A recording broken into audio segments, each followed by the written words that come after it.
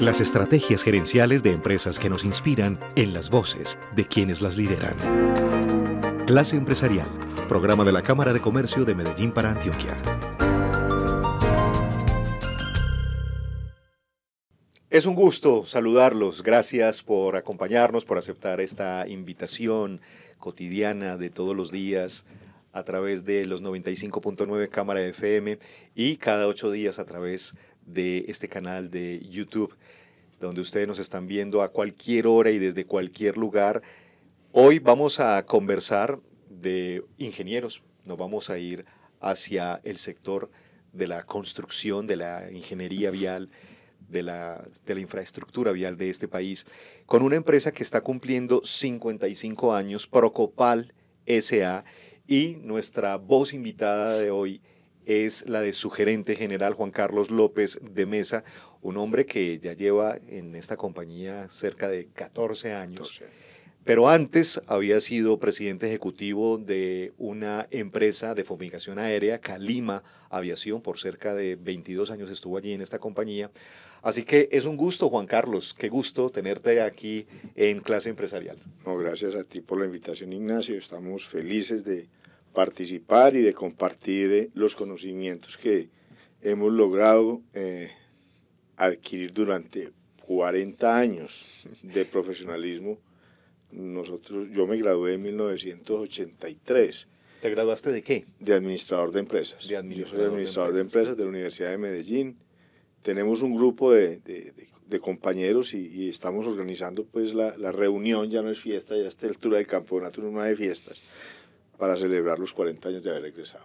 Para comenzar, pues tengo dos inquietudes. Una es si cambia algo, ¿qué cambia de uno ser un gerente encargado por X número de años a ser un gerente en propiedad? Y la otra es, vienes de ser presidente de una aerolínea, de una empresa de fumigación aérea, de Calima Aviación, ese es un hueso duro de roer, y pasas a una empresa de ingenieros, de mezclas asfálticas, de construcción de infraestructura vial, otro hueso bien duro de roer. Ese cambio ahí, ¿cómo se da? Pero vea, yo tengo, me llevo como una anécdota, un punto, y es que siempre me ha tocado trabajar con estrellas. Yo en alguna época estaba estudiando, yo estoy trabajando desde hace 60 años, yo creo que tengo 64 años, y estoy trabajando desde 65.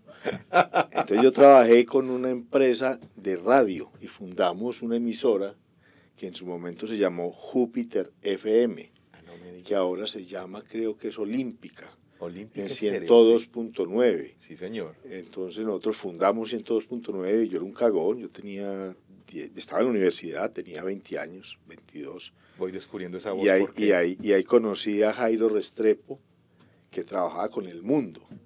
Y entonces montamos una empresa de radio y ahí trabajaba con estrellas. Porque los locutores, ciertos locutores son estrellas. Y esta era una emisora que incursionó en FM. En esa época era de las únicas que habían en FM que daban noticias, que ponían otro tipo de música. En esa época era casi todo música orquestada, no muy violenta, a excepción de Veracruz. Entonces estaba Veracruz, después entró Júpiter y ahí trabaja con estrellas. ¿Y es fácil trabajar con estrellas o no? Es muy difícil. Es muy difícil. Trabajé con Luis Fernando Posada, una voz hermosa la de Luis Fernando. Con José Luis Hidárraga, el de La Ley contra el AMPA, buenísima la voz, ahí conocí estrellas.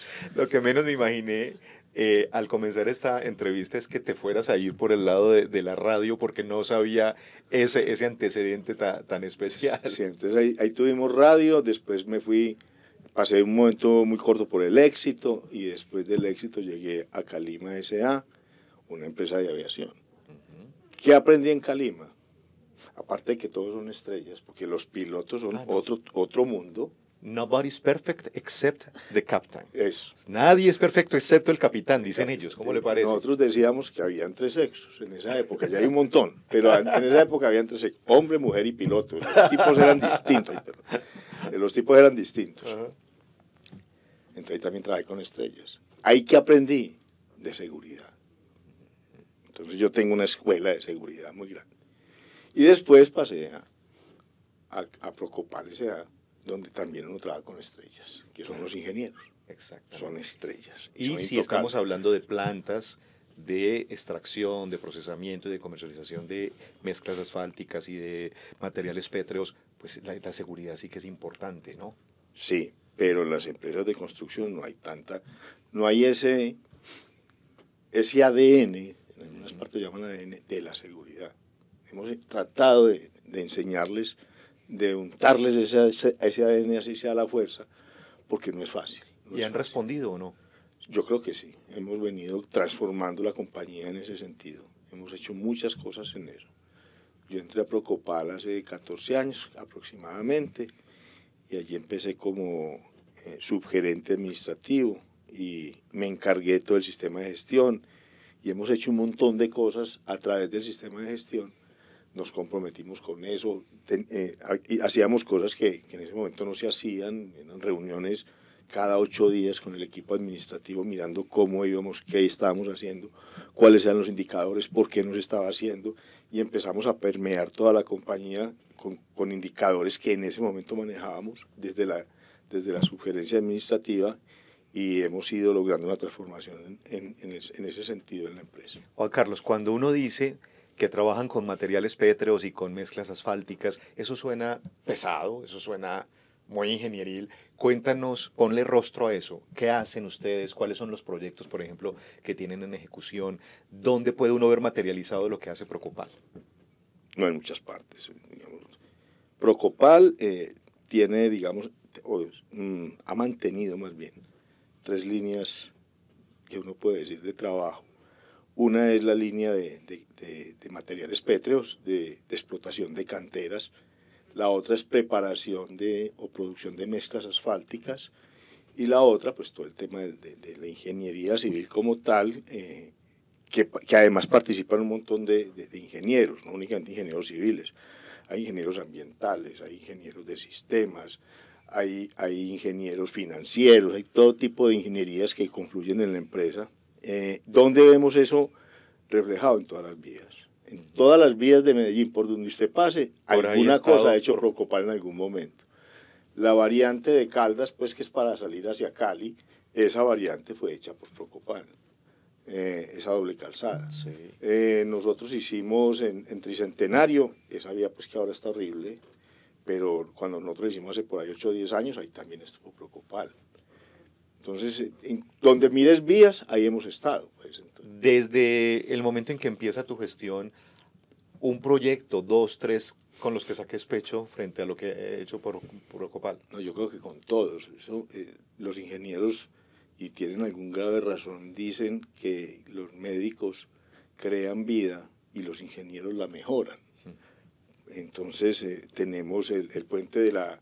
Nosotros no la hicimos, pero participamos en el puente de la 4 Sur. Enorme, inmenso. De la 5, ¿esa es la 4 Sur o la 5 Sur? Ya me fue. De la 4 Sur. La 4 Sur, eso no lo hicimos nosotros, eso lo hizo con concreto. Ajá. Pero ahí nosotros pavimentamos ese puente. Nosotros estamos en Devimed. ¿Saben qué es Devimed? Sí. ¿Sabes? Pero cuenta, claro, el concesionario. Devimed es la concesionaria que nosotros llamamos Medellín-Bogotá. Nosotros somos socios de Devimed. Entonces, eso es una vía muy... Nosotros vivimos orgullosos de esa vía, porque esa vía es de las mejores concesiones del país, a pesar de que ya está acabando. Pues unos servicios extraordinarios, el estado que mantiene las vías es buenísimo, donde está Devimed hay muy buena calidad de vías. Nosotros estamos trabajando permanentemente con empresas públicas. ¿Qué más hemos hecho? Tengo entendido que en una de las mega obras que incluso está a punto de que se encuentren, el túnel del Toyo, ustedes tienen ahí una parte importante también de trabajo en el túnel del Toyo. A mí me molesta mucho. Que nos va a acercar a 5 horas a Urabá. Nosotros estamos haciendo toda la estabilización de taludes del túnel del Toyo y hicimos la estabilización de taludes del túnel de Oriente, que conecta al Valle de la Urrá con Río Negro. Yo me siento muy orgulloso del túnel del Toyo. En la junta directiva me molestan mucho porque yo muestro, cuando estoy haciendo la presentación, faltan menos de 4 o 5 slides donde hay fotos del túnel. de lo que hemos hecho, no del túnel como tal, porque nosotros estamos estabilizando los taludes de la entrada y salida del túnel del Toyo. Entonces, pero eso es nada una menos, o belleza. sea, es una responsabilidad inmensa. Sí, y nos ha ido excelentemente bien. Ahí tenemos que darle reconocimiento pues a los ingenieros que han trabajado allá, que han sido de una disciplina. Los mismos problemas de inestabilidad de otras concesiones en esos taludes que incluso en algunas se han venido cuando ya estaban hechos. Ahí, ¿cómo han hecho ustedes? ¿Qué inconvenientes han tenido? Ninguno. No, Nunca. qué bien, qué bien. Nosotros hicimos unos taludes también en lo que llamamos, se llamaba Honda Manizales. No salió de Honda, arrancó de Manizales porque las obras son muy especiales, les pone nombre. Honda Manizales arrancó en Manizales y llegó pues al Alto, pero no pasó pues hacia Honda jamás. Ahí hicimos unos taludes que son hermosos. Hicimos un puente que también nos quedó muy bien y nunca han tenido ningún problema. Nunca. Juan Carlos, son dos, tengo entendido que son dos plantas de explotación, ¿cierto? Una en Sí. Girardota y otra en Sinifaná. Sí. ¿Cómo están trabajando para la sostenibilidad en el tiempo de esas canteras? Sostenibilidad. Sí, claro. Pues nosotros somos absolutamente cumplidores de la normatividad ambiental. Todo lo que haya que hacer lo hacemos. Tenemos, todas las canteras nuestras están licenciadas, tienen licencia ambiental. Somos muy rigurosos en el cumplimiento de los planes de manejo y de los estudios de impacto ambiental. Nosotros tenemos a través de Corantioquia varios sellos, los sellos de sostenibilidad que otorga Corantioquia, y nosotros no hacemos nada si no está licenciado. Y si hay que, digamos, entonces, evidentemente cuando vos haces cualquier cosa, lo que llaman el efecto mariposa, haces cualquier cosa aquí, eso se refleja en alguna parte. Total. Entonces nosotros cumplimos con todo lo que las recomendaciones que tenga la licencia ambiental, de manera que no afectemos más allá de lo que es necesario. Y te lo preguntaba porque es muy característico de estas empresas que explotan yacimientos pétreos, en este caso, la relación con las comunidades aledañas. Ahí tiene que haber una conversación muy fluida, tiene que haber una conversación muy constante. ¿Cómo es esa conversación con esas comunidades que rodean estas canteras? La comunicación es permanente y es directa. Nuestros ingenieros ambientales y nuestros profesionales sociales están en permanente contacto con la comunidad, mirando cuáles son sus expectativas, cuáles son los problemas que pueden estar teniendo como consecuencia de nuestra actividad empresarial, y manejamos unas compensaciones adecuadas con todos, tanto con la comunidad como con el mismo medio ambiente. Juan Carlos, más allá de esta relación con la comunidad y ese cuidado especial, hablemos, por ejemplo, de qué ha ocurrido en la empresa. Muchos sectores se vieron transformados con lo que nos ocurrió al planeta entero entre el 20 y el 21. No sé en el caso de Procopal si también hay cambios importantes, si la forma de trabajar cambió, si tuvieron que desarrollar nuevas competencias, nuevas habilidades. Cuéntanos cómo está el hoy de Procopal. A ver, como consecuencia de la crisis que lógicamente generó la pandemia, nosotros, digamos, fuimos de los menos afectados, porque la labor de nosotros no se podía interrumpir. Yo no sé si ustedes recuerdan, pero dentro de los decretos, eran decretos creo que sacaba la Presidencia de la República y el Ministerio de Salud, unos de los que estábamos excluidos de cumplir con el confinamiento éramos las empresas de construcción, porque hay actividades que no se pueden parar, claro, y que tienen que seguir.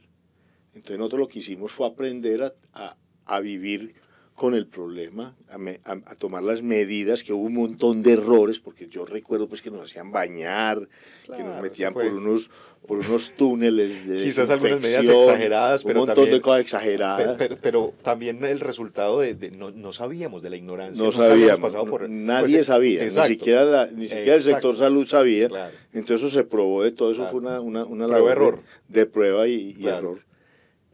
Pero nosotros aprendimos a ser muy disciplinados, a medir el riesgo de una manera más profesional. A nosotros que no teníamos un plan de crisis que no teníamos un plan de continuidad de negocio en medio de la pandemia, lo construimos y empezamos a ver y a conocer lo grave que era para una empresa como la nuestra, por ejemplo, parar el transporte. Cuando tú paras transporte, no te recuperas nunca.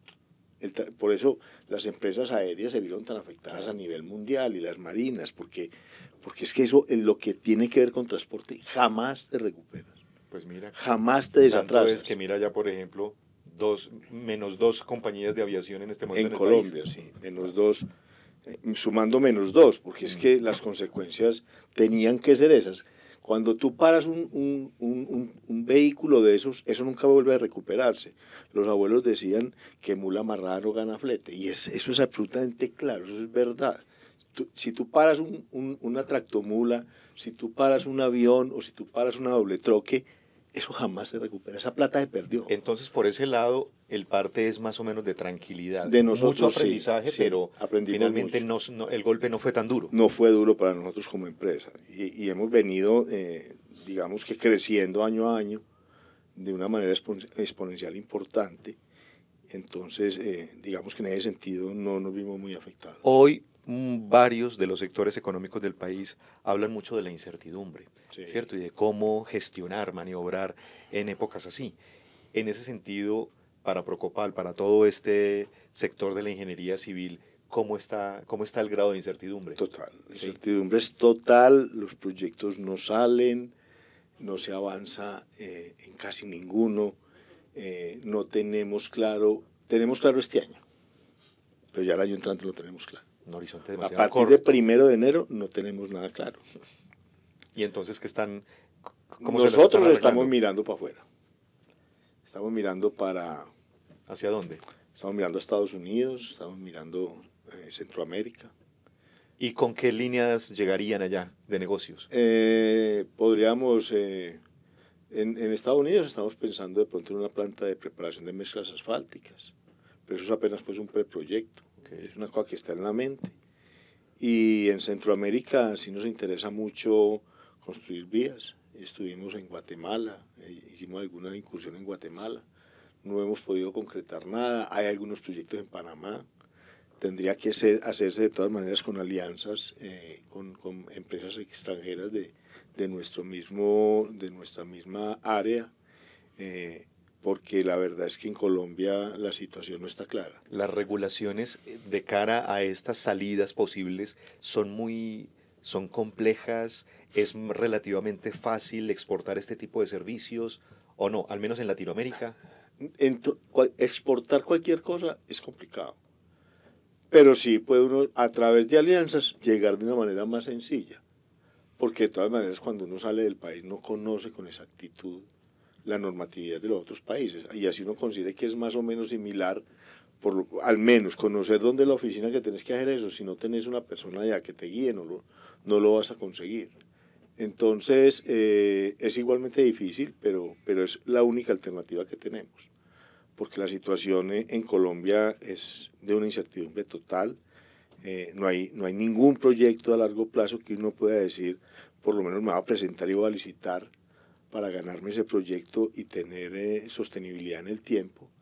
Entonces eso, inclusive lo que hemos hecho algunos empresarios es bregar a hacer una cosa que llama las asociaciones privadas, las IPs, las iniciativas privadas, que son con capital privado todo, pero ni así sale, porque hay regulaciones, las regulaciones ambientales hay que cumplirlas, pero cuando el Estado no quiere autorizar una cosa, no se autoriza, y eso te para. Ese alto nivel de incertidumbre, Juan Carlos, que dices que están viviendo, ¿qué tanto permea el trabajo de tu equipo de trabajo? Por supuesto, de accionistas y el tuyo y de los directivos, pues es altísimo, porque son los que tienen que echar línea y mirar el futuro y anticiparse.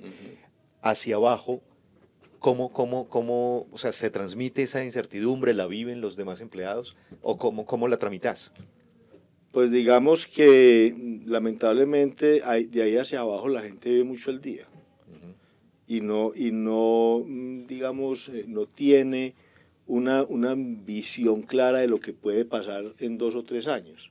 Cuando nosotros entramos o vemos que va a entrar una crisis, hablamos con la gente, les manifestamos cuál es la situación, lo hacemos directamente con la base sin ningún tapujo, pero todavía pues tenemos esperanza que en 3 o 4 meses que faltan de este año logremos hacer algo. Reacomodar cosas. Para poder tener garantizado el próximo año. Pero nosotros tratamos de no hacer una alarma donde todavía no la hay. Vemos que es un futuro difícil, incierto, pero esta compañía pues lleva 55 años y habrá pasado trabajando por cosas y ha pasado muy difíciles. Por las crisis Claro. de otros gobiernos igualmente complicados que le dieron muy duro a la construcción, que no salía ningún proyecto y ahí vamos. Y nosotros tenemos una cosa al menos, y es que las canteras ahí las tenemos. Es decir, esta crisis comparada con otras anteriores quizás no es tan grave, ¿o sí? Todavía no sabe, pues puede llegar a ser tan grave como otras anteriores. Uno tiene la esperanza de que haya cierta conciencia de que es que este país lo ha movido casi siempre la construcción, porque la construcción es el sector que más empleo jalona, claro, genera. Exactamente, y empleo de las bases. Claro. Entonces, pues habrá que esperar que haya una conciencia clara de que es que eso no se puede quitar, que es que eso es acabar con con el ingreso de las clases menos favorecidas. Hoy estamos hablando en Clase Empresarial con Juan Carlos López de Mesa. Él es el gerente general de Procopal S.A., una compañía que en este 2023 está cumpliendo 55 años de historia empresarial. Juan Carlos, lo sé porque me lo dicen, porque me dan la retroalimentación y el feedback. Muchos de los seguidores de nuestro programa se aprovechan, en el mejor sentido de la palabra, de la caja de herramientas de ustedes, los empresarios. Pues para eso están aquí en estos micrófonos y en esta cámara. Juan Carlos López de Mesa, ¿cómo se para ante las adversidades? ¿Cómo las enfrentas? ¿Tenés precisamente algunas herramientas para eso? Pero estamos hablando de qué tipo de herramientas. Cualquiera. Sí, cualquiera. Lo primero, sí. Yo soy una persona espiritual. Espiritual. Sí. Por decirlo de alguna manera. Entonces yo medito, que lo que llaman meditación, yo lo llamo oración, y trato de hacerlo lo más frecuente que se pueda todos los días.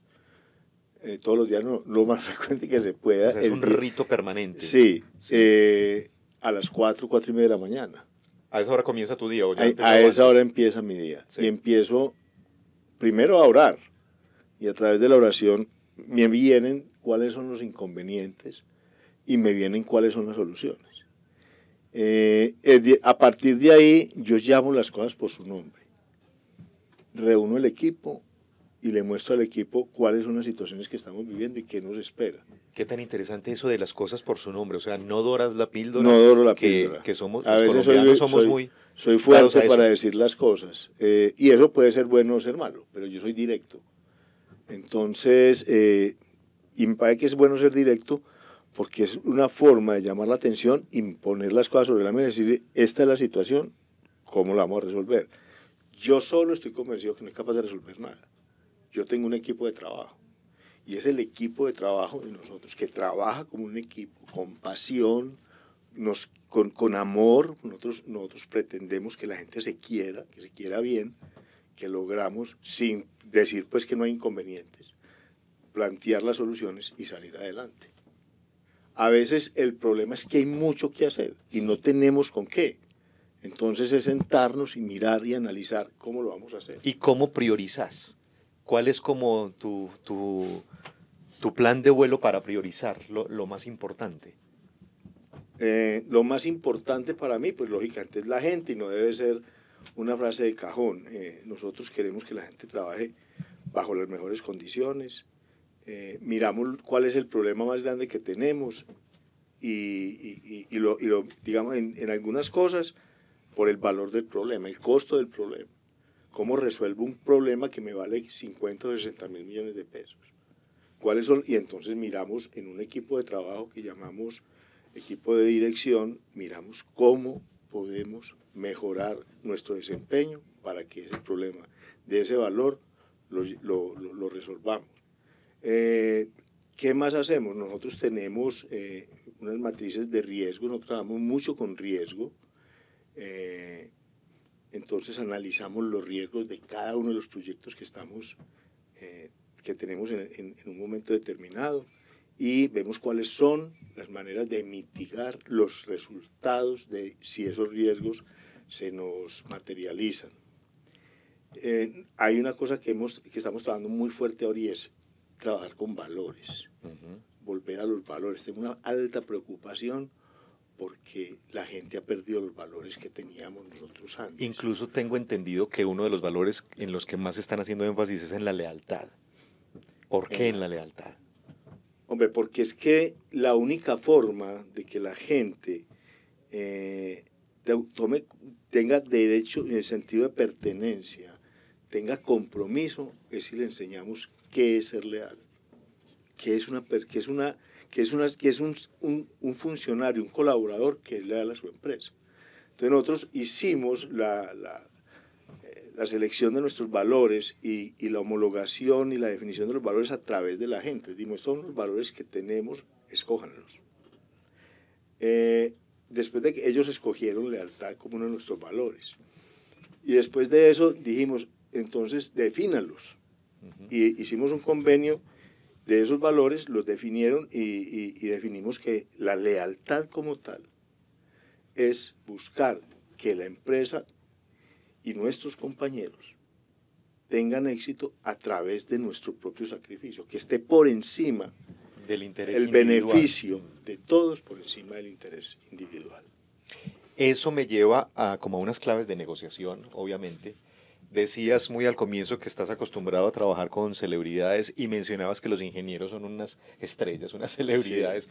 ¿Qué es más fácil, negociar dentro de la empresa con los ingenieros o cuando te toca salir a maletear proyectos afuera? ¿Dónde es más fácil negociar? ¿Y cuáles son tus tácticas de negociación? Todas las negociaciones son difíciles y la única forma de que uno logre una negociación acertada es que de verdad, y no como frase de cajón, haya un gana-gana, que ganemos todos, ponerme en los zapatos del otro. ¿Qué quiere él y por qué lo quiere? ¿Qué está pensando él y cómo está pensando? Eso no es nada fácil. Eso no es muy fácil, y si está trabajando con chinos menos, porque los chinos no expresan nada, claro. Y ahora hay que trabajar con chinos, pues nos guste o no. ¿Y entonces cómo has hecho? No, yo soy una persona... ¿Cómo los lees? ¿Cómo aprendiste a leerlos? ¿A los chinos? Sí. No he aprendido. No, a los chinos no aprendí a leerlos. Pero sin embargo, uno lo que tiene que hacer con los chinos es acercarse y mostrarles que somos seres iguales, humanos iguales, y ellos empiezan a abrirse. Yo tengo un amigo de una empresa china que lo consigo, en este momento está en China. Él es el gerente o representante legal de una empresa china aquí en Colombia y hablo más fácil con él que con los que están aquí. ¿En serio? Yo un día lo llamé, antier lo llamé y no calculé la hora y era la 1 de la mañana en China. Y anoche me llamó riéndose. ¿Supiste a la hora que me llamaste? Yo le dije, sí, a la 1. No te podía contestar, yo estaba dormido. Una persona que se abrió ya y es amigo mío. Entonces hay que aprender en la negociación a ser amigo de los demás. A no mentirles, a que ellos tengan claro qué es lo que nosotros queremos y qué esperamos de ellos. Y en toda negociación eso es lo que hay que manejar, no decir mentiras. Apertura. Ser amplio. Las cartas sobre la mesa. Y si no me gusta una cosa, no me gusta. Y de entrada le digo, nosotros no somos la empresa con la que ustedes van a trabajar. Juan Carlos, quedémonos con esas claves. Meditación, sí. Continua, casi que a la primera hora del día. Llamar las cosas por su nombre, sí. De frente con la situación, siempre poniéndole el nombre a las cosas, analizando riesgos mirando cuáles son, esta última, mirar de frente a las personas también. Mirar de frente, no esconder la mirada. Buenas claves empresariales. Y ser amigo del contradictor, del que tenés al frente, con el que vas a negociar, porque eso te hace una negociación más fácil, más humana y con mejores resultados. Ese ejercicio empático, no para nada fácil de ponerse en los zapatos del otro, es muy complejo, pero esa es definitivamente una ruta en el gana-gana, sí, indiscutible. Juan Carlos López de Mesa, gerente general de Procopal, hoy aquí en Clase Empresarial, nutriendo este banco de voces empresariales que cada 8 días tenemos para ustedes. Los esperamos dentro de 8 días aquí en los 95.9, cámarafm.com y también aquí en el canal de YouTube de la Cámara de Comercio. Cuídense mucho. Gracias. Bueno, no, gracias a ti. Placer haber estado aquí con ustedes. Las estrategias gerenciales de empresas que nos inspiran en las voces de quienes las lideran. Clase Empresarial, programa de la Cámara de Comercio de Medellín para Antioquia.